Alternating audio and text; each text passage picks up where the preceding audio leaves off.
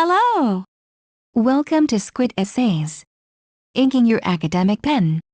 My name is Julie and I will be your instructor as we read through A9AYTZ2HJ3 Principles of Assessment in Lifelong Learning essay. The article source is embedded in the video description below. Feel free to read along. Please note that you can get a custom, plagiarism-free essay for as little as $10 a page at Squid Essays. The link is in the description. 1.1 Explain the types of assessment used in lifelong learning. To measure, assess, the breadth and depth of learning. Unregistered trademark, Jeff Petty 1998. I, as a teacher, must ensure that my students will understand the targets and goals set for them. This is achieved by using assessment practices. Bloom Unregistered Trademark's Taxonomy of Learning. Unregistered trademark breaks down the structure of assessing and learning, thus, grading, evaluating, analyzing, applying, understanding, remembering. These methods also enable me, as a teacher, to measure success within the classroom. To evaluate whether learning is taking place, there are 3 assessment methods to use. Initial assessment, to assess the learning capabilities of the learner. An initial assessment will take place. This will enable me to determine whether there are any learning difficulties that may affect the learning and teaching process. Once any difficulties are found, the relevant support can be given to the learner. Formative assessment, this method is used to monitor the learning progress of the learners during the course. It will enable me to provide feedback on their progress and also give the learner the opportunity to give me feedback on my performance. His method can also highlight problems that may need to be addressed. Summative assessment. Summative assessments takes place at the end of each course or learning session. It will assess to what extent learning has been achieved and to enable me to reevaluate my own teaching methods. This will allow verifiers to assign course grades and certification. 1.2 Explain the use of methods of assessment in lifelong learning. To explain how assessments show progress and achievement, it is essential to learn what an assessment is. Assessment for learning is a term used to describe how evidence of student learning is recorded by me, the teacher, and is used by both students and teachers to decide where a student is within their learning and what they need to do better or to keep to the level that they are working at. Assessment for learning is a very effective way to put on record that learning and good teaching are being achieved.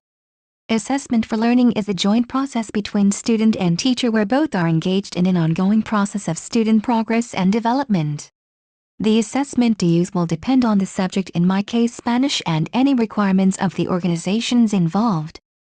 Although all teachers should use some initial assessment to identify needs of the learner and to see if they have any previous experience in the language work set to them, which in my subject would be Spanish. Assessment methods can be recorded for group or individuals to reflect on the ability of the students.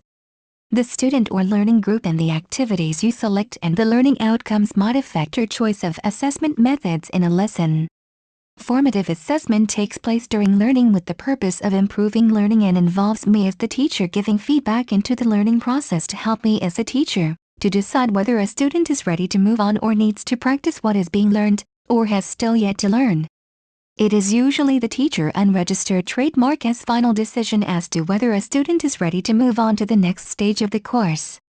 Formative assessment can take a variety of forms: peer and self-assessment, verbal and written, questioning and marking. Summative assessment happens at the end of a course. To measure and talk to the student groups about what they have learned so far in the lessons. Summative learning is less about informing and improving the learning process but more about measuring the end result. For example, end-of-year exam.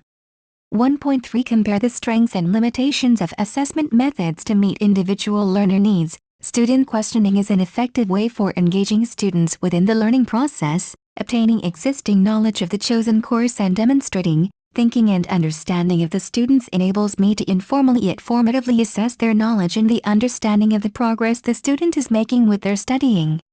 For example, at the beginning of my micro-teach session, which was a defragmentation learning exercise, I asked the group if any of them had any previous experiences. This aided me in what level to teach the group. A good icebreaker can be used as a group activity, as in my micro-teach I got the group to exchange questions and answers with the person next to them to get the group engaged. I then dealt with each learner individually by asking them how they were getting on and if they understood the subject. This simple but effective method engaged the group. Then I could address the learners individually and provide individual needs for the said learner. David Miliband stated, "We need to do more than engage and empower pupils and parents in the selection of a school. Their engagement has to be effective in the day-to-day processes of education, at the heart of the way schools create partnerships with professional teachers and support staff to deliver tailor-made services. In other words, we need to embrace individual empowerment within as well as between schools." Unregistered trademark, references, Miliband, D. 2004. Unregistered trademark personalized learning meeting individual learner needs unregistered trademark published by the Learning and Skills Network. 2. Understand ways to involve learners in the assessment process. 2.1. Explain ways to involve the learner in the assessment process. Carol Boston says Black and William, 1998b, define assessment broadly to include all activities that teachers and students undertake to get information that can be used diagnostically to alter teaching and learning. Under this definition, assessment encompasses teacher observation, classroom discussion, and analysis of student work, including homework and tests. Assessments become formative when the information is used to adapt teaching and learning to meet student need. Where and how do we include students in the formative assessment process? What is the role of technology in this feedback cycle? Unregistered trademark, formative assessment, as I understand it, is an ongoing process where both teachers and students evaluate assessment evidence in order to make adjustments to their teaching and learning. Robert Marzano has called it one of the more powerful weapons in a teacher unregistered trademark's arsenal. The formative assessment process can strengthen students' unregistered trademark abilities to assess their own progress, to set and evaluate their own learning goals, and to make adjustments accordingly. Formative assessment can also elicit valuable feedback from students about what teachers are doing effectively and what they could do better. Student self-assessment and reflection, activities which promote metacognitive thinking and ask students to reflect on their learning processes are key to the formative assessment process. When students are asked to think about what they have learned and how they have learned it, the learning strategies they unregistered trademark V used, they are better able to understand their own learning processes and can set new goals for themselves. Students can reflect on their learning in many ways, answering a set of questions, drawing a picture or set of pictures to represent their learning process, talking with a partner, keeping a learning log or journal, etc. Goal sheets. Having students set their own goals and evaluate their progress toward achieving them is an effective part of the formative assessment process. Goal setting has a positive effect on student motivation and learning when the goals are specific and performance-based, relatively short-term, and moderately difficult. Goal sheets are an effective way to help students set goals and track their progress. It is best to identify specific goals.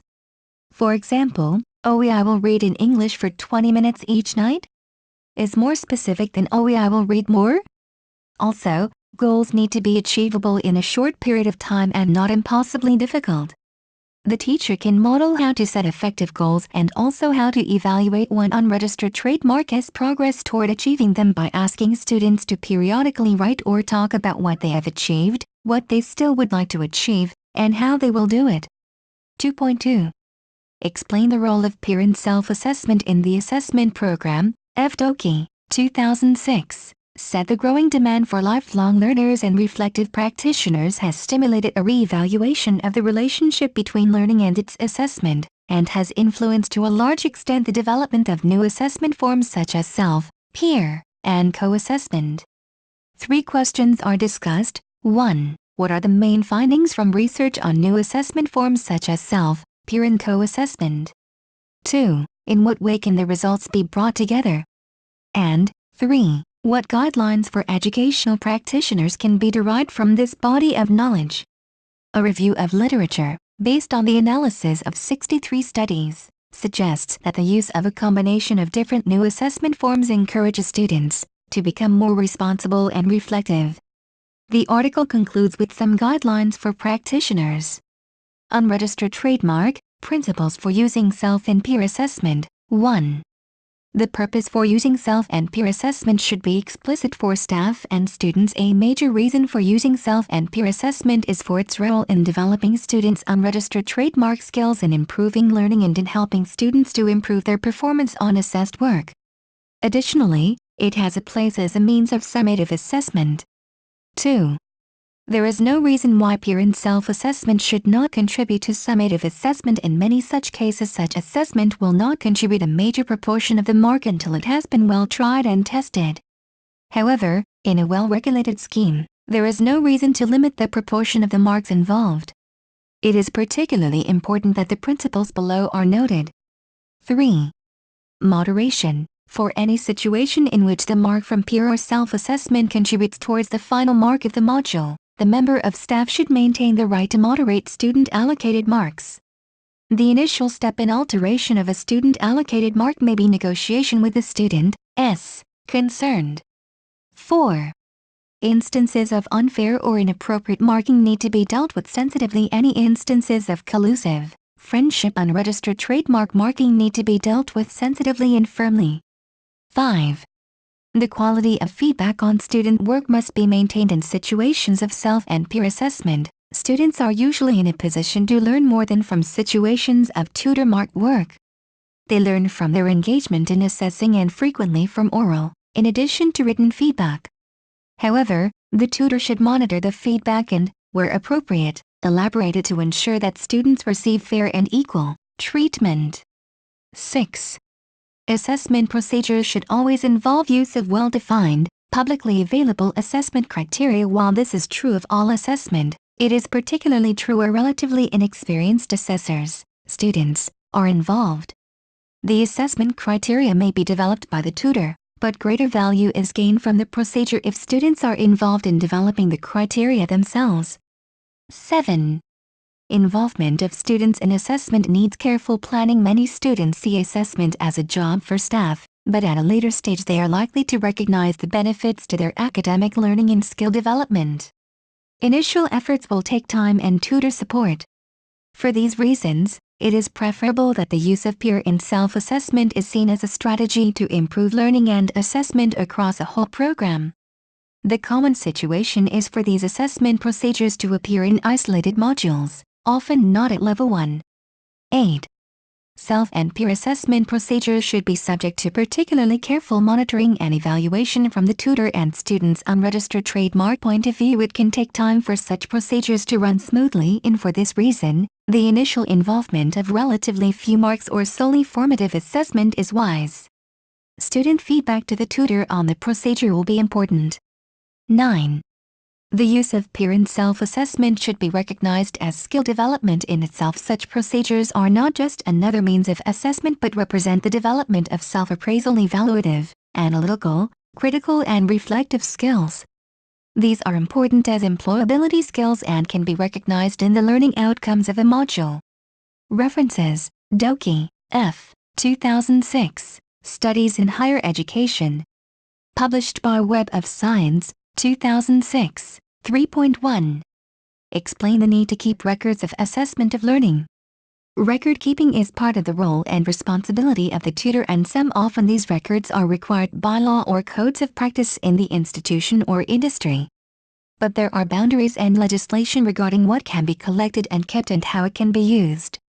The Data Protection Act 1998 states that records must be kept securely, be relevant and not excessive, accurate and up-to-date, and not kept for longer than necessary.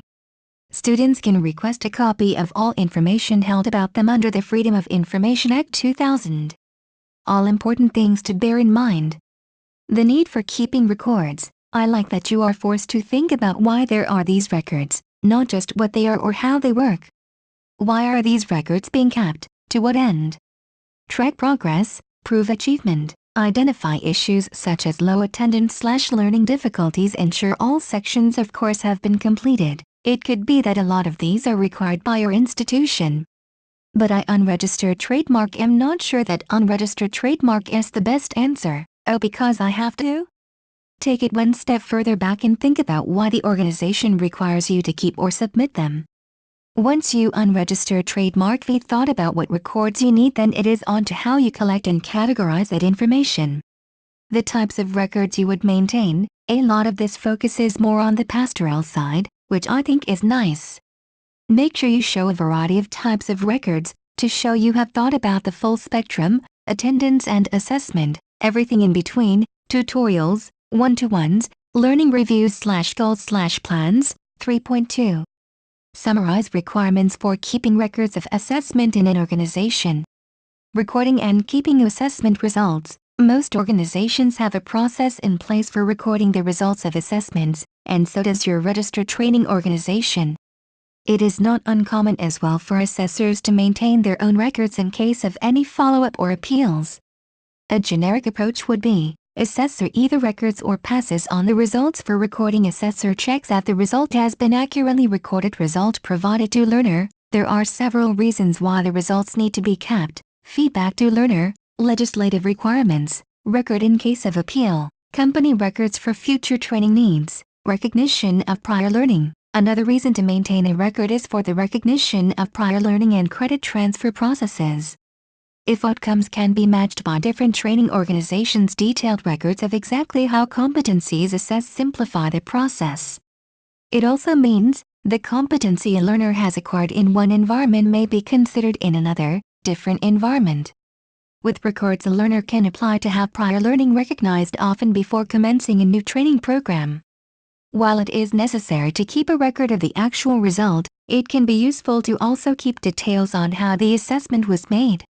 Training records and confidentiality. Generally speaking, the only way an external person is able to access another person unregistered trademark record is with the written permission of the person involved. Access to records must be restricted for the sake of confidentiality. Generally, managers and supervisors have limited access to personal files, but consider who should have access to assessment records. Why would they need the information? What level of detail do they require? Each organization will have a policy and procedures for access that should comply with ethical and legal obligations. It would be worthwhile checking your store policy and procedures in relation to this area. Thank you for taking your time to listen to me. I hope you enjoyed learning about CE 3820 Principles of Assessment in Lifelong Learning essay as much as I did. Kindly remember that you can get a custom, plagiarism-free essay at Squid Essays for as little as $10. The link is in the description. See you next time.